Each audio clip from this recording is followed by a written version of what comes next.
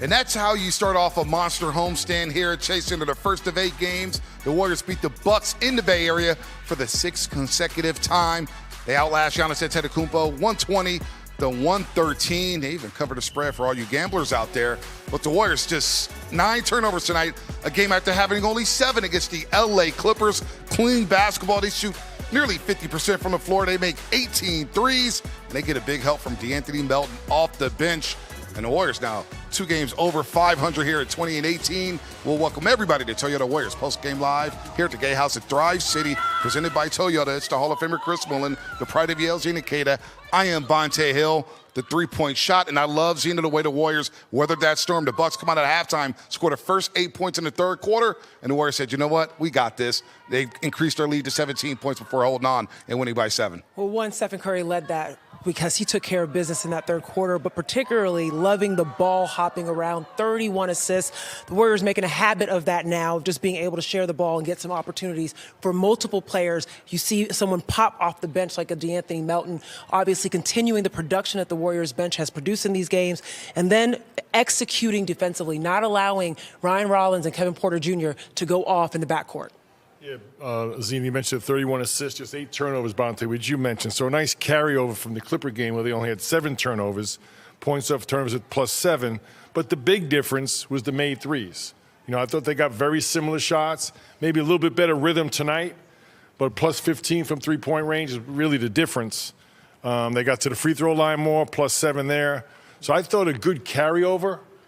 Because that was a demoralizing loss in LA. And we mentioned they did a lot of good things. They picked up where they left off and just made more shots tonight, I think, which is really encouraging. How about again against a bigger Bucks team? 8 offensive rebounds for the Dubs, just 5 for Milwaukee, but a 22-4 advantage, Zena, when it came to second chance points. Now, you knew that the Milwaukee Bucks were not going to go to the basket. That's what they like to do. They like to turn around as soon as shot goes up and get out in the open court to allow a Giannis Antetokounmpo to just beat guys up the floor. However, you just love the fact that they were capitalizing on those offensive rebounds and being able to create extra offense for them. But, Bonte, you mentioned the Warriors got 8 offensive rebounds for 22 points. Yeah. And the Bucks got 5 for 4 points. Yep. So that tells me not only were they finishing in the paint, but also kicking out and finding open man. That's where those 31 assists came from. And the +7 when it came to points off turnovers. A good night offensively for the Golden State Warriors. And you know who's starting to find a rhythm? It's Al Horford, who's standing by with Fitz and Buki.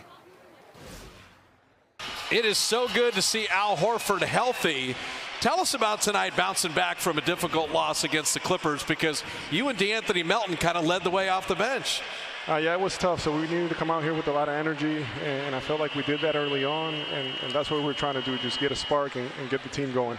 You've been impressive moving your feet. How good do your legs feel? You had another great block tonight. You're defending at the rim. You're defending at the three-point line. You're all over the place. I'm feeling better and better. You know, it's taking me some time, but I'm starting to get healthy again, and it's just exciting to be back on the floor and back with the flow of the team. How about the double big? You and Quentin, or you and Draymond? Steve Kerr playing 2 bigs, and I think you had to enjoy that. No question. I mean, this type of team obviously calls for it, and I enjoy those when we do those lineups.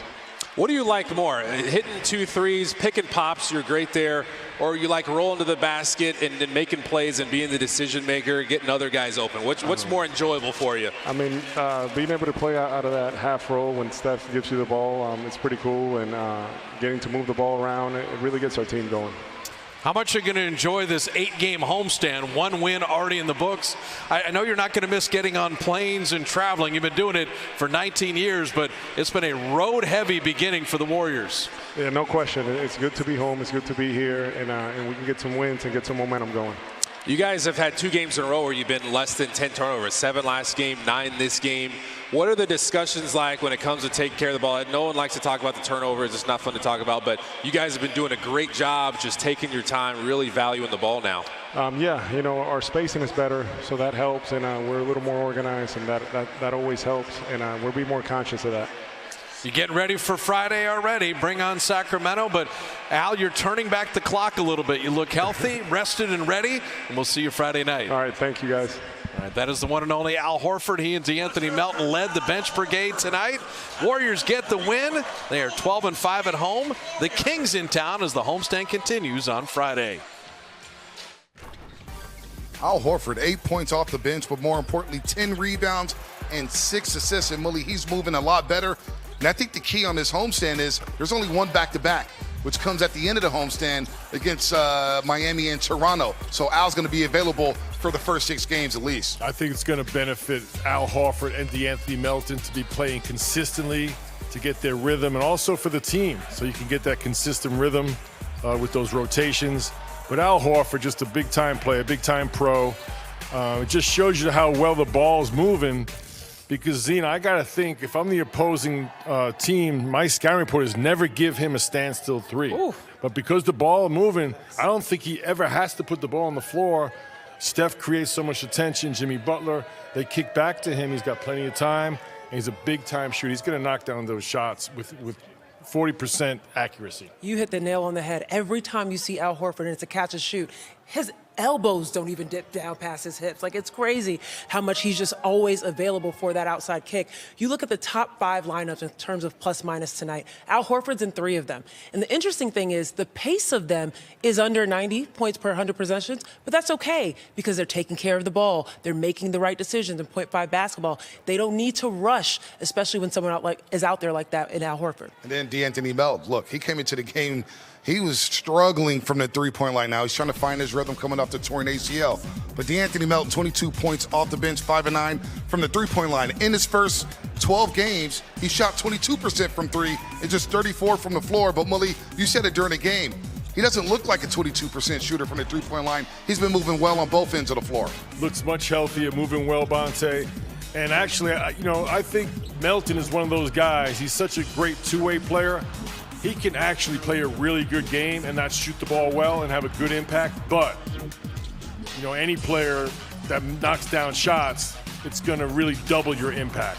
And if he's able to knock down these shots, 5 of 9 tonight, and his efficiency numbers off the charts, just in 25 minutes, it takes his impact to a whole nother level. This is good news. You just said 25 minutes. That number of over 24 minutes was exactly what the Warriors wanted to get DeAnthony Melton to eventually maybe potentially have him starting alongside of Stephen Curry. He just needed to get better from that injury. But talking about those points, so second chance points that the Warriors did so well in, 9 of them came from DeAnthony Melton. We saw in some of those clips, it's just getting a rebound, him relocating, spotting up, great release, solid arc. I mean, he looks so good out there and just being able to hit those shots. And Zena, I thought it was key in that third quarter when the Bucks were making their charge. They were making their push to get back into this basketball game.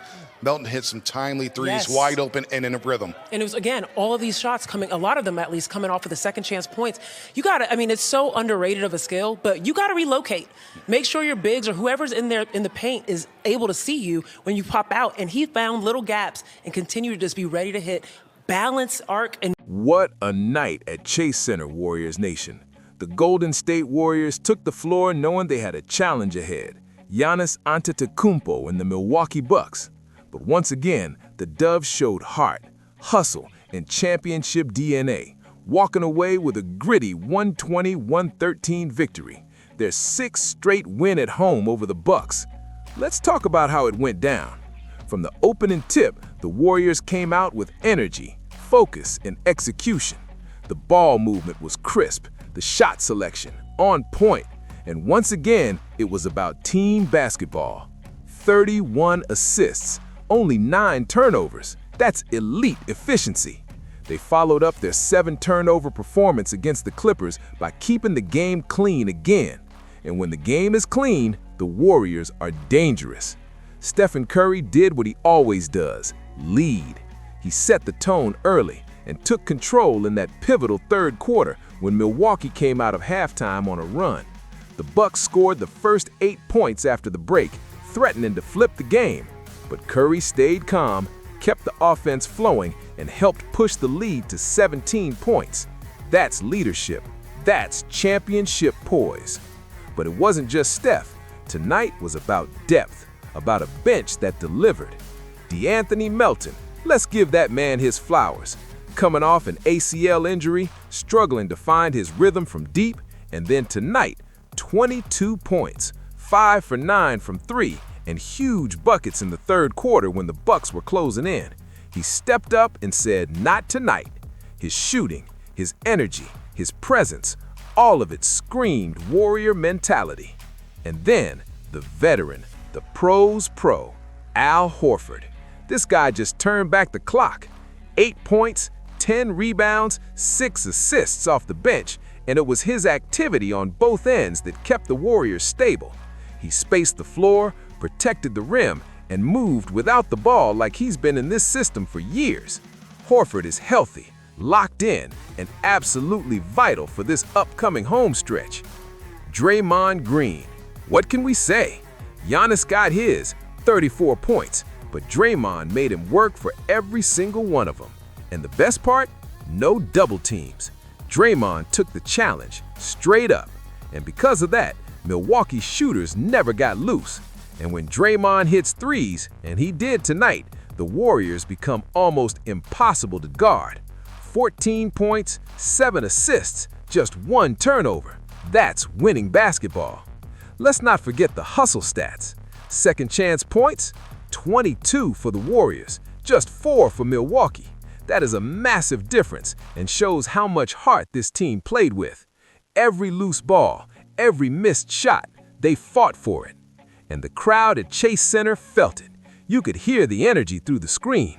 The Dubs fed off it, and now they're 12-5 at home with momentum building during this critical 8-game homestand. This is what we've been waiting for. Ball movement, depth, defense, veteran presence, and above all, identity. The Warriors are starting to look like the team that nobody wants to face in the playoffs. What do you think, Dub Nation? Is this the turning point?